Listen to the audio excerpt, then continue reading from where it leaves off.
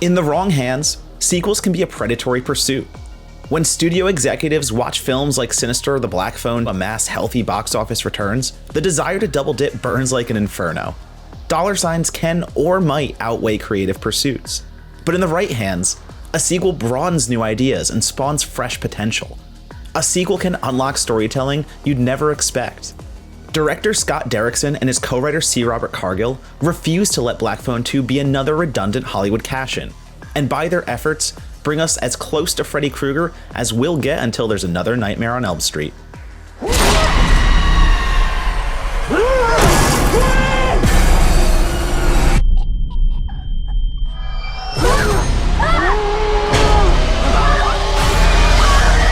Since it was based on a one-off Joe Hill story, The Black Phone wasn't intended to have a sequel.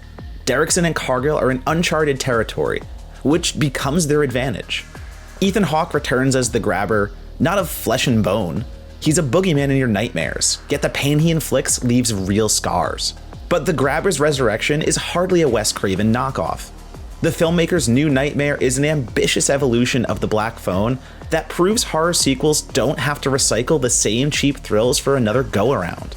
Despite borrowing Jason Voorhees' campground backdrop, the film is not just another repetitive sequel like Friday the 13th has been known to produce. Frankly, Black Phone 2 is a punk rock horror sequel. Derrickson and Cargill ripen evils instead of playing the old hits. The Grabber transforms from a kitty-killing sicko to a devil's reject who took ice skating lessons. The survivor's guilt of the first film's Finney sees returning actor Mason Thames playing him as a haunted pothead, while Madeleine McGraw, also back from Part 1, steps into the lead role as Finney's sister Gwen, who channels her lucid dreams and clairvoyant abilities. Denver's quiet suburbs are traded for blizzard conditions at the Alpine Lake Catholic Sleepaway Camp, sending wintry, frostbitten chills up our spines brought on by the Grabber's freezer-burned appearance. It's nothing like the original, nor does it want to depend on familiarity. The filmmakers make the most of their second chance. This ain't a churn and burn continuation. The murderous events of The Black Phone leave Finney and Gwen rightfully traumatized, which puts a heavy emphasis on character exploration. Finney numbs the pain with devil's lettuce, stalked by hallucinations of the Grabber, while Gwen answers the ring of black phones, driven by a pursuit for answers and the opportunity to help other lost souls. The script ruminates on grief and unrest by sorting through Finney and Gwen's psychological damage, but can dawdle at times before the Grabber's malevolence is felt in full force once again. Vengeance is mine. There's also the addition of Damian Bashir's camp supervisor, whose biblical knowledge and reliance on faith brings holiness into a conversation about black as tar evils for added theological debates. But Black Phone 2 is always Finney and Gwen's showcase. A brother-sister ghost-busting drama that tastes awfully dour until past the halfway point, when the Grabber's hold turns emotional hurts into gaping wounds and breathless terrors raise the ante. That's not to say Black Phone 2 is only valuable when kiddos become cadaver popsicles. It's more the anticipation of inevitable snowscape horrors that are nipping at our nose, which can't help but distract in the slightest while Finney and Gwen wrestle with lingering demons. Miguel Mora reprises his role as Ernesto, living on in his brother Robin's honor as Gwen's sweetheart of a love interest, while Jeremy Davies earns redemption as the now sober Terrence, the supportive and loving father to Finney and Gwen. It's all necessary to further define how post-traumatic stress can tear your world apart, paired with the hopefulness that brighter days can prevail. But you can sense the film's nearly 2-hour runtime. Not terribly detrimentally, yet still, there's a missing giddy-up at times. Past that gripe, Black Phone 2 is a rich slasher mystery that transcends life and death. Hawke's turn as a vengeful iteration of the Grabber's deceased self is fire and brimstone, and his flesh-rotting face, which he exposes sans mask to drive home terrifying imagery, bears scorched scars from hell. Derrickson whips out his Super 8 camera to denote when Gwen has entered the Grabber's sleep realm, where she alone can confront her villain, which is a clever visual touch to differentiate between reality and dreamland. There's an old-school Hollyweird feel to these sequences, like Gwen stars in her own uncanny movie, but then we're quickly ripped back into the film's reality, where she's gushing blood or being tossed around like an invisible ragdoll. Derrickson ensures stakes are dreadfully real in either universe, unleashing violence that leaves your mouth agape. For as ponderous and introspective as Black Phone 2 can be, it's still a fresh reinvention of traditional slasher tropes. Even the stereotype about how horror sequels tend to go bonkers is on display, since the grabber has an entire ice-capades routine on magical frozen blades. The film's cheekiness, snowmen with the grabber's smile, his maniacal taunts via conversation, is abundant. You killed me! And yet, Black Phone 2 matters beyond dreadful realizations and hacked-in-half noggins. Derrickson and Cargill navigate the murky themes of self-imprisonment and meaningful recovery, ultimately conveying a wholesome message, but not before subjecting their characters to grave desperation. It's a lot to digest, and sorrow weighs heavily, but at the end of it all, these filmmakers find a way to leave us uplifted while still delivering all the slashery goodness we so crave as horror fans.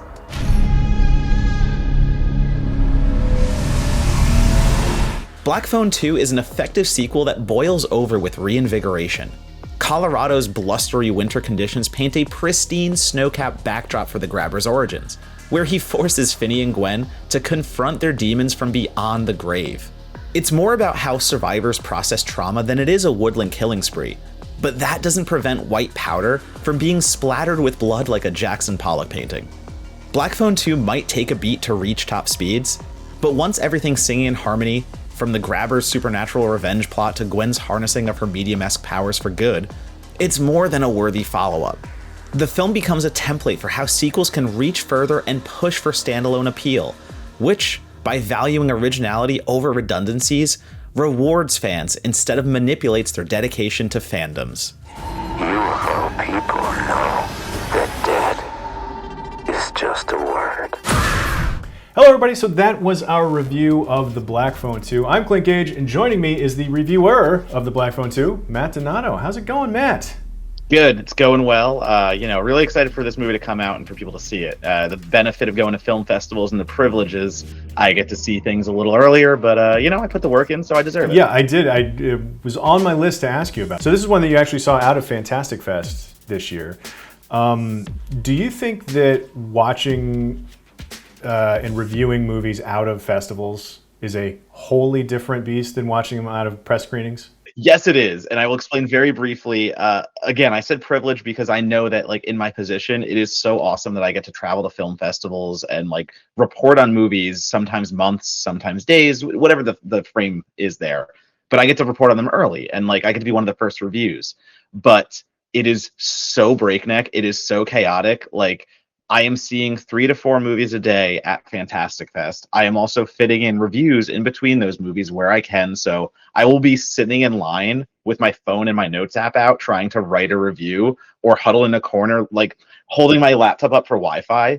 So the amount of work and the speed in which you have to do work at festivals is insane. It is one of the craziest things a journalist has to do, and I wouldn't wish it upon my enemy, but I love it. Personally, I actually love the grind because I don't overthink things. I think my festival reviews are some of my best reviews because I just have to spit it out before the embargo breaks, which is literally when the movie ends. So I'm literally behind already. So it's chaos. I love it. So moving back into this actual movie, Black Phone 2. So I know that you are a horror guy.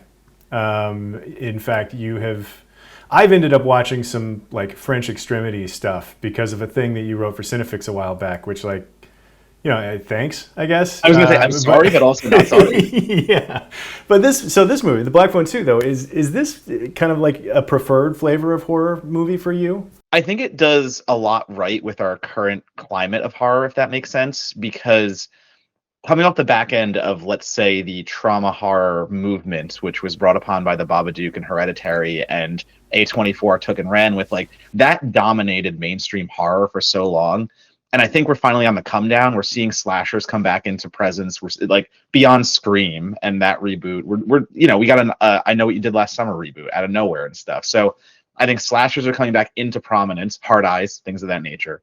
So to me, Black Phone 2 gets the perfect midpoint of we are still delving into deep themes and emotional catharsis because so much of Black Phone 2 is about Mason Thames' character dealing with the events that he had to endure. So there's a lot of character depth in here to get out, but it is also a fun slasher at the end of the day. And the way they bring those together, like my A Nightmare on Elm Street comments are very true. Like this is Ethan Hawke getting to do a little bit of a Robert Englund here, and the grabber is totally supernatural. So Derrickson and Cargill, I think, are just so brilliant in the way that they said, we know exactly where horror is right now, and we can advance it and bring it into that next step and maybe go back to a little bit of the gorier, sillier, crazier 90s, early 2000s horror, but still like treat it with respect and delve into the themes that trauma horror has. I don't use that as like a negative either. I know some people use that as a derogatory, but like Hereditary is great. Relic is great. The Babadook, I'm the only one that doesn't like, but everyone else does. So it's like, yeah, no, you're the only one in this call that doesn't like it. So yeah, no, I'm the only one. I'm one of 4 negative reviews on Rotten Tomatoes, and it has like over 300. No, I do also want to talk to you about the sequeling of this and the nature of doing horror sequels in general. Something you talked a lot about in the review, with like the success of the first one, plus particularly with how the first Black Phone ended. How nervous were you about the prospects of this movie actually being good? Tremendously nervous, despite Derrickson and Cargill and having a pretty good reputation. It's the idea of what I talk about in the review of sequels are sometimes forced, and the Black Phone made a lot of money, and Blumhouse was not going to let that go to waste. So we were getting a sequel, and so many times they even drop the director and they drop the same writer. You know, there's no continuation of the creative team. So for me, having the creative team come over gave me hope. You know, thinking about my favorite sequels of all time, I think recently, like The Conjuring 2 does a great job of being more of The Conjuring, but also deeper, crazier, wilder. One of my favorite horror movies is Wreck, and it's like a 5 out of 5. And I think Wreck 2 also is a 5 out of 5. It's immaculate. Like it's The Godfather and The Godfather 2 for me of horror sequels. So coming into Black Phone 2, though, I don't have many of those Wreck 2 examples or The Conjuring 2 examples. So often it falls off. A sequel's a sequel, and especially when you get like 8, 9, 10, whatever. But I am like a Bride of Chucky fan. I have a video essay on the Jason X, Jason 10, Jason Goes to Space Arrow video release because I will defend that to the death. So I am looking for differentiation in a sequel. I want to see you go crazier. I want to see you go wilder. And that's what Black Phone 2 does. So it's like, was I nervous coming into it? Absolutely. I'm always nervous when a horror sequel gets announced, or any sequel, because the idea of redundancy comes in. But I think this does a pretty damn good job of evolving. It's not just playing in the same sandbox. This is totally different.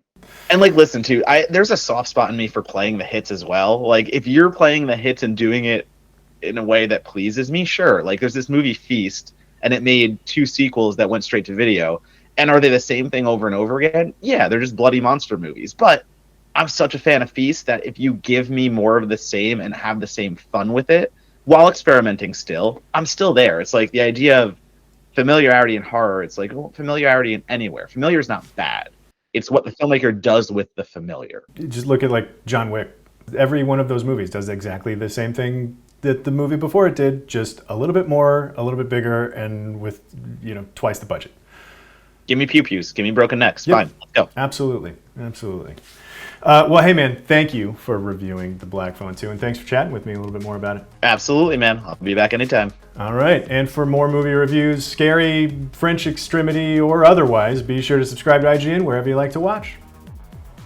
And thank you for not making me watch another French, what was it? Inside? Yeah. The home invasion Inside pregnant woman? So good. No, it's Inside not. is so good. I mean, I like, can't handle it. That's like expert level. Like, that's high up there, but like. Okay, I might have jumped into the deep end there as well. Yeah, you did. You jumped into deep Okay. end, but like, All right. I mean, new French extremity is mostly the deep end. It's just deep end. It's just All deep deep end. There's no shower.